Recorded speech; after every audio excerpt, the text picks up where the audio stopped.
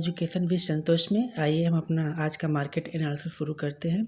आज के market analysis में हम पॉलीकैब इंडिया का जो है कि बिजनेस मॉडल एनालिसिस करेंगे और इसका एक फेयर वैल्यूएशन निकालने की कोशिश करेंगे और साथ ही में ये देखेंगे कि निफ्टी कल कैसा परफॉर्म कर सकता है और इम्पोर्टेंट न्यूज़ फ्लो क्या चल रहे हैं। ठीक है, तो चलिए वीडियो शुरू करते हैं। तो देखिए, ये पॉलीकैब इंडिया का मंथली टाइम फ्रेम पे चार्ट है। इसके हिस्ट्री में आप लोग देख सकते हो तो शायद इसके ट्रेडिंग हिस्ट्री में पहली बार ऐसा हुआ है। ठीक है, आप देखिए तो ये लगभग 2019 के आसपास ट्रेड करना शुरू किया था। ठीक है, 2009 के आसपास ट्रेड करना शुरू किया और अभी करेंटली में ये कितने पे 2025 में आप देखो तो ये लगभग 4000 के आसपास ट्रेड कर रहा है। ठीक है, 4800 के आसपास ट्रेड कर रहा है। तो मोटा मोटी यदि हम देखें तो 2019 से लेके यहाँ तक आप देखिएगा तो लगभग ये 1300% का रिटर्न दिया है।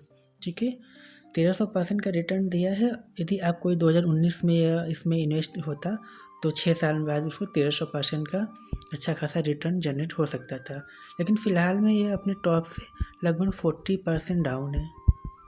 ठीक है, ये अपने टॉप से लगभग 40% डाउन है।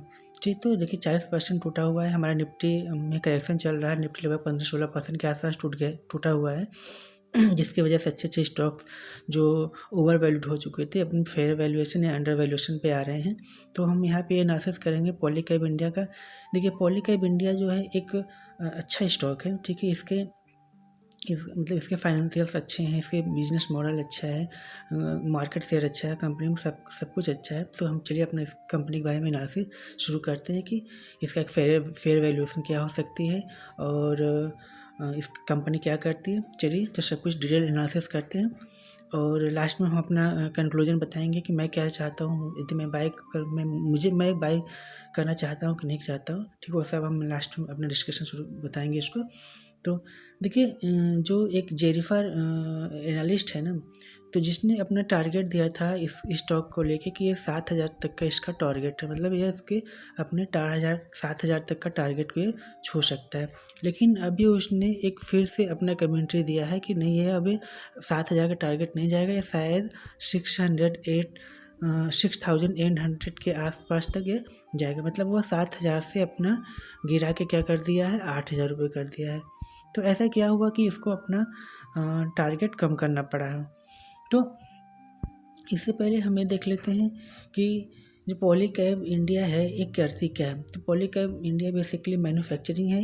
इन किस में मैन्युफैक्चर करती है, किसकी, केबल की, ठीक है, वायर की और PVC प्रोडक्ट। ठीक है, PVC प्रोडक्ट ये मैन्युफैक्चर करती है।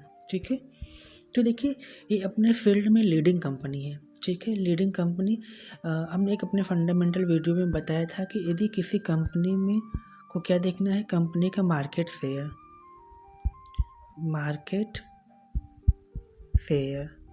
ठीक है, यदि मार्केट शेयर हाई है और ग्रोथ,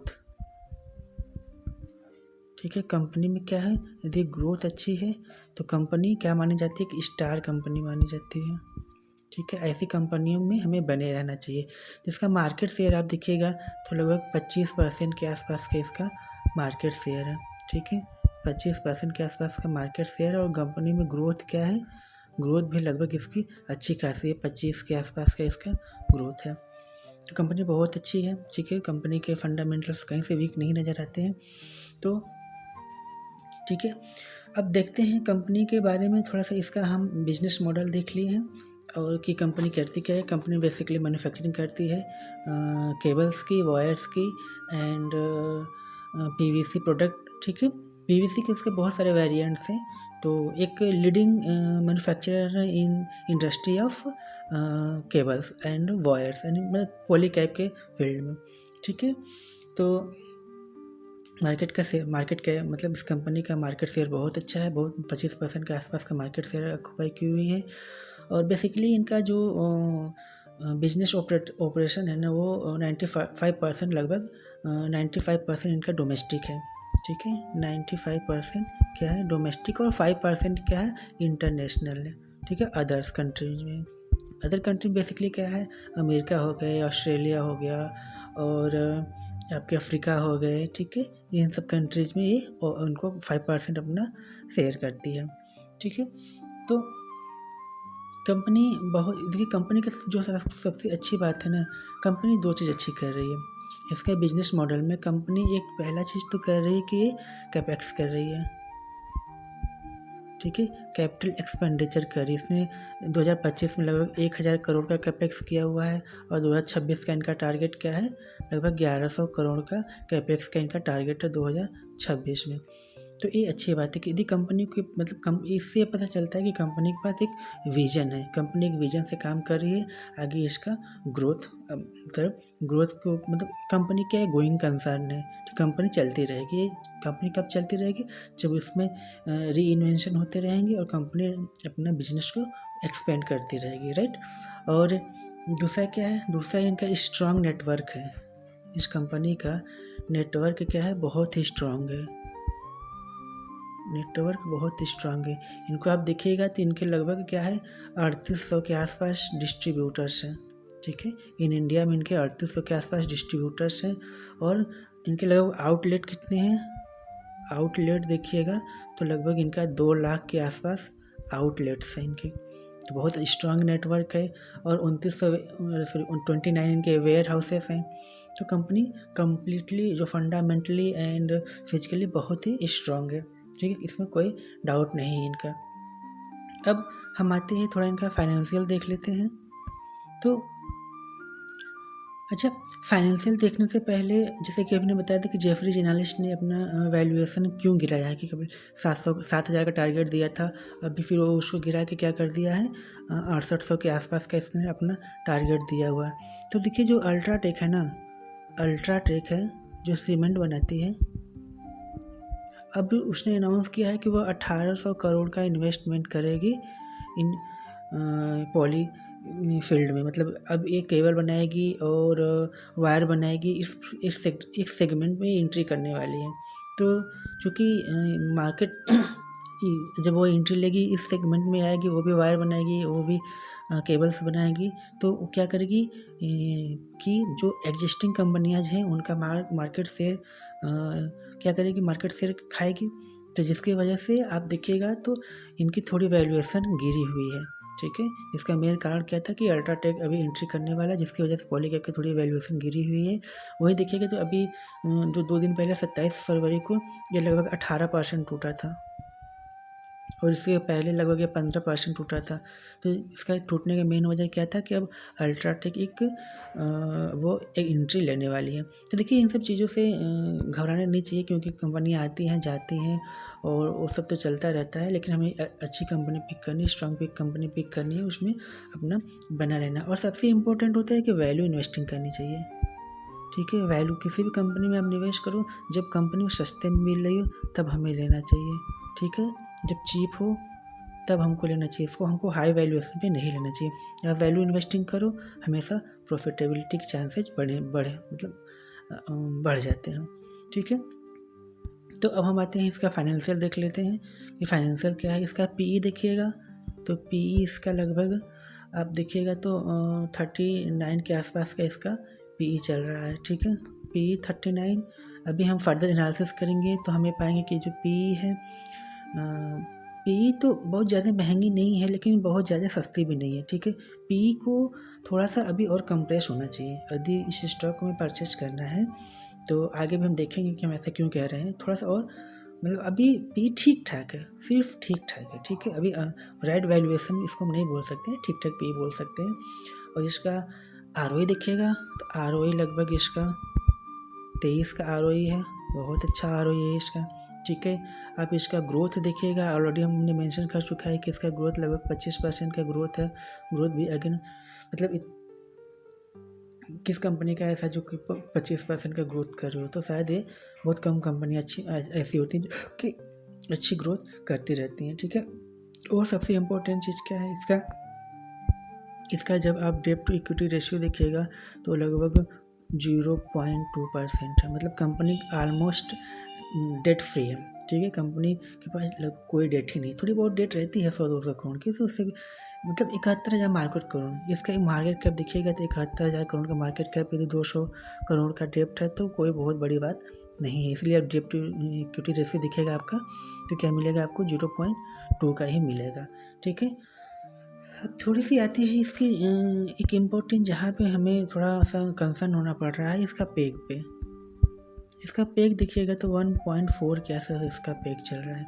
किसी भी कंपनी को यदि पेग इसका क्या है, लेस देन 1 है, ठीक है, लेस देन 1 कंपनी का पेग है तो वो अच्छी मानी जाती है। लेकिन यहाँ कंपनी 1.40 का इसका पेग है, तो थोड़ा सा इसका कंपनी थोड़ी सी हमको महंगी लग रही है। लेकिन ठीक है, देखते हैं कि आगे की वीडियो में देखेंगे कि इसका सही पेग क्या होना चाहिए और उसके सही वैल्यूएशन क्या होनी चाहिए, ठीक है। पेग से 2 कंसर्न हमको निकल रहा है इसके रेशियो से। पहला कि इसका पी थोड़ा सा अनजस्टिफाइड लग रहा है और उसका पेग थोड़ा सा अधिक है, ठीक है। और फिर देखिए, यदि कंपनी का आप क्वार्टरली इसका प्रॉफिट लॉस P&L देखिएगा तो एज यूजुअल कांस्टेंट है, बहुत ज़्यादा ना उतार चढ़ाव है। जैसे इसका ऑपरेटिंग प्रॉफिट मार्जिन 14% है, ठीक है, हाईएस्ट है अपने पीयर्स में। 14% का ऑपरेटिंग प्रॉफिट मार्जिन कांस्टेंट है, ठीक है, ना ऊपर जा रही है ना नीचे जा रही है, ठीक है। अदर चीज़ें भी इसकी ठीक ठाक हैं। अपने पेयर से इसकी, जैसे कि अन्य इसकी पेयर कंपनियां जो होंगी उन सब में ये कंपनी क्या है, बेटर परफॉर्म कर रही है। ये कंपनी क्या कर रही है, बेटर परफॉर्म कर रही है, ठीक है। तो कंपनी फंडामेंटली बहुत स्ट्रांग है। और अब हम आते हैं कि इस पर मेरा क्या व्यू है, ठीक है। तो देखिए, कंपनी ने बोला है कि 2026 तक, ठीक है, 2026 तक यह 20,000 करोड़ का रेवेन्यू जनरेट करेगी। ये कंपनी का अपना विजन है, अपना कमेंट्री है। 20,000 करोड़ तक की कंपनी रेवेन्यू जनरेट करेगी तो वो कर सकती है, क्योंकि इसके पास मार्केट कैप अच्छा खासा है। और अब यदि आप मेरे एनालिसिस से पूछे तो यदि हम पेग को देखते हैं तो पेग के अकॉर्डिंग कंपनी थोड़ी सी महंगी लग रही है, ठीक है। पेग क्या होना चाहिए, पेग बेसिकली हमें 1 से कम होना चाहिए हमारा पेग, ठीक है। तो कंपनी का पेग 1 से कम होना चाहिए, मतलब PE इज इक्वल टू क्या होना चाहिए, ग्रोथ, ये क्या होना चाहिए, 1, ठीक है। तो ग्रोथ हमारा क्या है, ग्रोथ हमारा है 25 का ग्रोथ है, तो इस हिसाब से हमारा PE भी कितना होना चाहिए। यदि हम 1 भी मानते हैं तो हमको PE हमारा 25 होना चाहिए, ठीक है।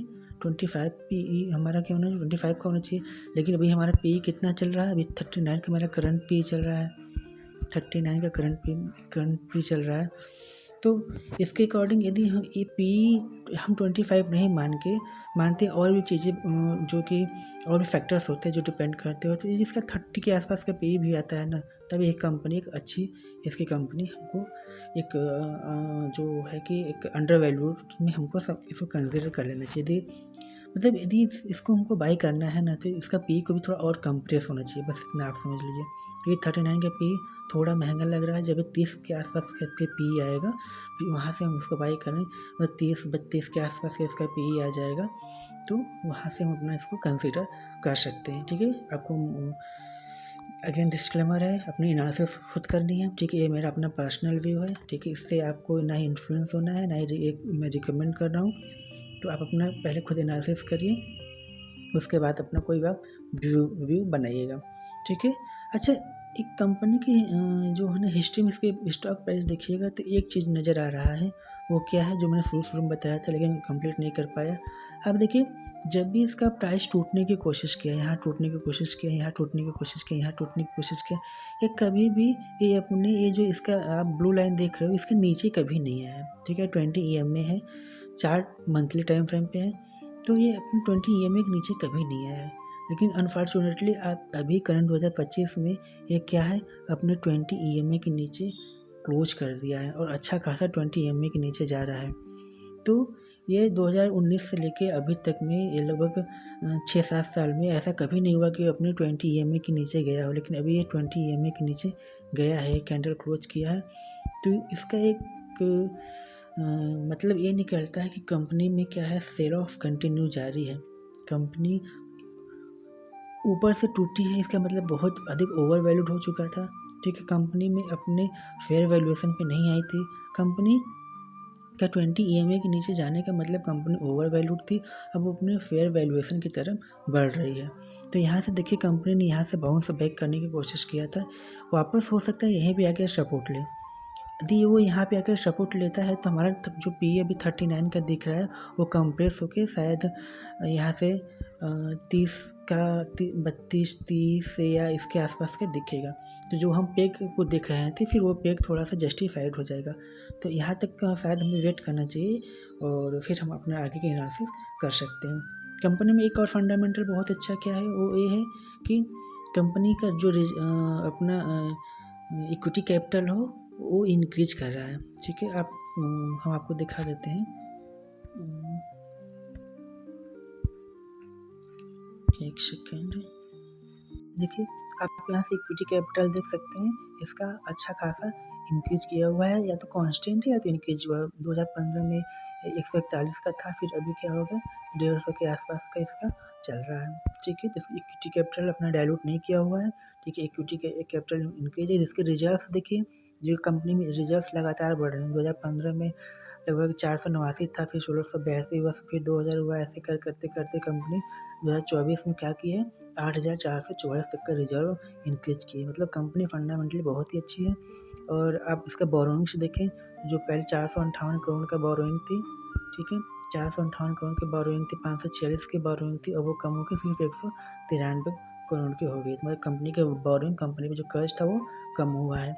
ठीक है, और इसके कैश फ्लो पे आगे देखते हैं तो इस कंपनी से ऑपरेटिंग से इसकी जो कोर बिजनेस है ना, जैसे उसको सेल करना है वायर्स, तो वहाँ से उसको कैश आ रहा है। ठीक है, कंपनी में कैश आ रहा है। देखिए कंपनी में लगातार कैश आ रहा है, और इन्वेस्टिंग से कंपनी ने कैश दिया है, और अब फॉर फाइनेंसिंग एक्टिविटी में कंपनी ने अपने कर्ज को चुकाया है। ठीक है, नेट कंपनी में 157 का पॉजिटिव कैश फ्लो, मतलब इतना कंपनी के अंदर कैश आया है। कंपनी जब कैश आता है किसी कंपनी में तो कंपनी के लिए पॉजिटिव होता है, कंपनी जब कैश जाता है तो वो नेगेटिव होता है। एक और इम्पोर्टेंट चीज़ देख लीजिए, इसका डेप्टर डेज देख लीजिए। पहले 88 दिनों के लिए कंपनी किसी को उधार में देती थी माल को, तो उसको 88 दिन में पैसे मिलते थे। अब वो क्या हो गया है, वो उसके सीधे आधे दिन हो गया, उसको 40 दिन में जो उधारी देती है वो उसको 40 दिन में वापस मिल जाता है। तो ये भी अच्छी बात है। इन्वेंट्री देख लीजिए, पहले 70 दिन की इन्वेंट्री थी, फिर 128 दिन की, फिर 105 दिन की। इन्वेंट्री डेज थोड़ी सी बढ़ी है, तो उतनी कंसर्न की बात नहीं है। 104 से 105 या थोड़ा थोड़ा इन सब चीज़ों में इन्वेंट्री रखनी पड़ती है, तभी वो बिकते हैं। क्योंकि ये सब जब जैसे मान लीजिए कि केबल्स हैं, तो जब रिक्वायरमेंट होगा तभी सेल होगी उसकी। ठीक है, तो थोड़ा सा इन्वेंट्री में इसका टाइम लगता है, लेकिन कोई कंसर्न की बात नहीं है।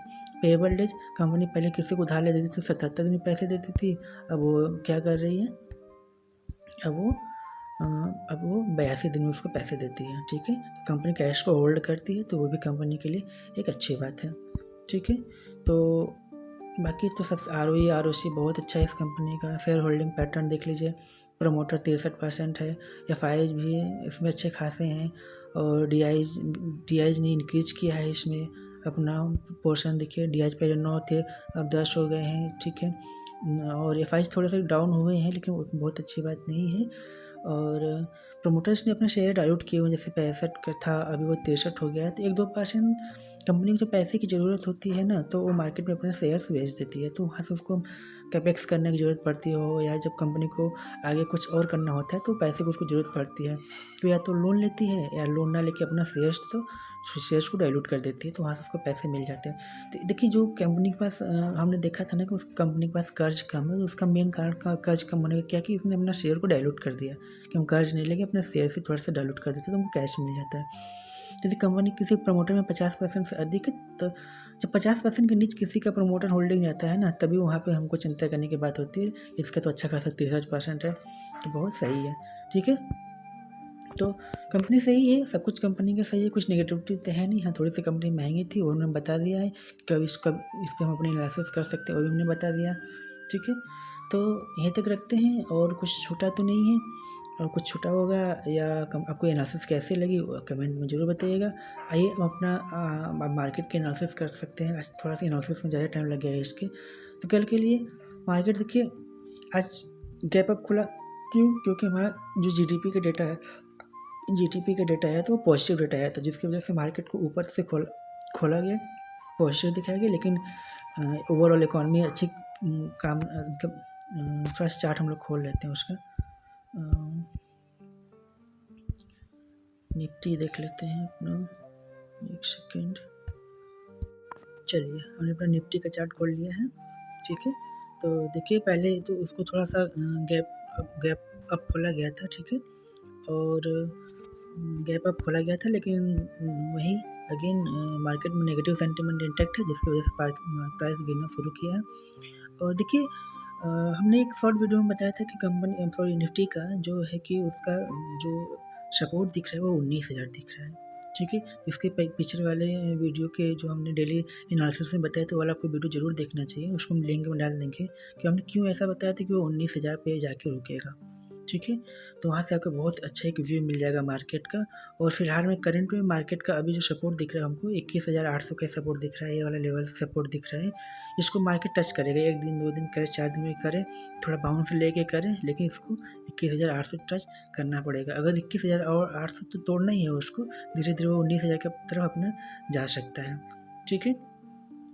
ये कल का मेरा एनालिसिस हो गया, और मेरा व्यू यही है, अभी नेगेटिव इसमें चल रहा है और चलता रहेगा, ठीक है। और इम्पोर्टेंट न्यूज़ तो बहुत है, लेकिन वीडियो बहुत लंबी हो जा रही है, तो चलिए आज की न्यूज़ कल कवर कर लेंगे।